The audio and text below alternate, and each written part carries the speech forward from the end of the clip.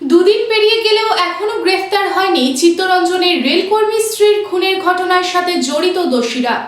শহরে আইন শৃঙ্খলা অবনতি সহ খুনের ঘটনায় দোষীদের গ্রেফতারের দাবিতে মিছিল ও 3 নম্বর গেটের রাস্তা অবরোধ করে বিক্ষোভ দেখায় বিজেপি।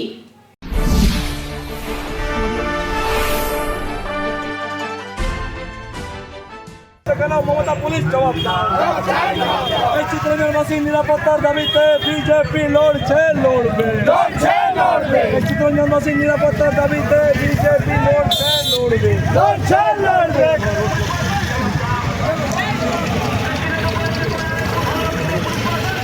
দিনের পর দিন ঘটে চলেছে চিত্তরঞ্জনের নৃশংস হত্যাকাণ্ড এবং তাই শনিবার সন্ধ্যায় চিত্তরঞ্জন শহরের 3 নম্বর গেটে রাস্তা অবরোধ করে বিক্ষোভ দেখায় বিজেপি। বৃহস্পতিবার রাতে চিত্তরঞ্জনে এক রেলকর্মীর আবাসন থেকে তার স্ত্রীর মৃতদেহ উদ্ধার হয়। জানা যায় ওই রেলকর্মীর নাম প্রদীপ চৌধুরী। তার স্ত্রীকে বাড়িতে রেখে তিনি কর্মস্থলে গিয়েছিলেন। তবে পরে প্রদীপ বাবুর ছেলে বারংবার তার মাকে ফোন করার পরেও তার মা ফোন ধরে না। বিষয়টি খটকা লাগায় প্রদীপ বাবু বাড়ি ফিরে এসে দেখেন তার স্ত্রীর দেহ রক্তাক্ত অবস্থায় পড়ে রয়েছে এবং ঘরের সকল জিনিসপত্র লণ্ডভণ্ড। তবে এই ঘটনার 48 ঘন্টা পেরিয়ে গেলেও এখনো পর্যন্ত কোনো অপরাধী ধরা পড়েনি। এমন মর্মান্তিক ঘটনার এখনো পর্যন্ত উদ্ঘাটন না হওয়ায় এবং অপরাধীদের শনাক্তকরণ না হওয়ার কারণে চিত্তরঞ্জন শহরের 3 নম্বর গেটে রাস্তা অবরোধ করে বিক্ষোভ দেখায় বিজেপি। তাদের অভিযোগ, এর আগেও চিত্তরঞ্জনে এমন নৃশংস ঘটনা ঘটেছে। তবে চিত্তরঞ্জনে হওয়া রেলকর্মী স্ত্রীর হত্যাকাণ্ডের পর 48 ঘন্টা পেরিয়ে গেলেও অপরাধীদের শনাক্তকরণ করা কেন হলো না? এই প্রসঙ্গে বিজেপি নেতা অরিজিৎ রায় জানান, চিত্তরঞ্জন শহর আজ নিরাপদ নয়। প্রতিদিন নারকীয় ঘটনা ঘটেই চলেছে। দুদিন আগে দুষ্কৃতীরা গৃহবধূকে নৃশংসভাবে খুন করেছে। তবে পুলিশ এখনো পর্যন্ত কোনো ব্যবস্থা নেয়নি। তবে বিজেপি বুঝিয়ে দিয়েছে, যদি এমন ঘটনা ঘটতে থাকে তবে বিজেপি চিত্তরঞ্জনের রাস্তা অবরোধ করবে। চিত্তরঞ্জনের আইন শৃঙ্খলা ফিরিয়ে দিতে হবে। এখনো পর্যন্ত কেউ ধরা পড়েনি।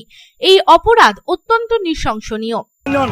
সিএলডব্লিউ চিত্তরঞ্জনের যে রেল ইঞ্জিন কারখানার যে শহর, সেই সুসজ্জিত শহর আজ নিরাপদ নয়। এইখানে প্রতিদিন একটার পর একটা নারকীয় হত্যাকাণ্ড হচ্ছে।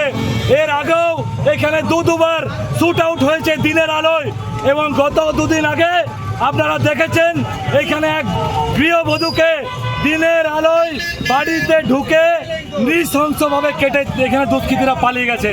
17 জায়গায় তাকে ক্ষত করা হয়েছে। কি নৃশংস ঘটনা!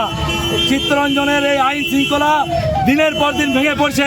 আর এই 10-12 কিলোমিটার রেডিয়াসের মধ্যে পশ্চিমবঙ্গ পুলিশের যে চিত্তরঞ্জন থানা, সেই চিত্তরঞ্জন থানা হাতে চুরি পরে বসে আছে।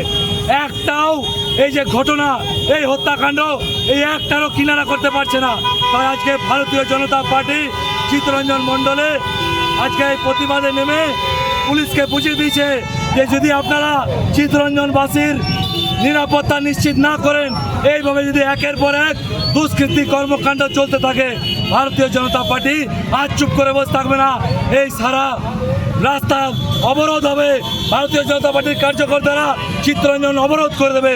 চিত্তরঞ্জনের মানুষকে তাদের অবিলম্বে নিরাপত্তা ফিরে দিতে হবে এবং চিত্তরঞ্জনের আইন শৃঙ্খলাকে ফিরিয়ে আনতে হবে। আসানসোল থেকে সন্তোষ মণ্ডলের রিপোর্ট, পাবলিক টাইমস।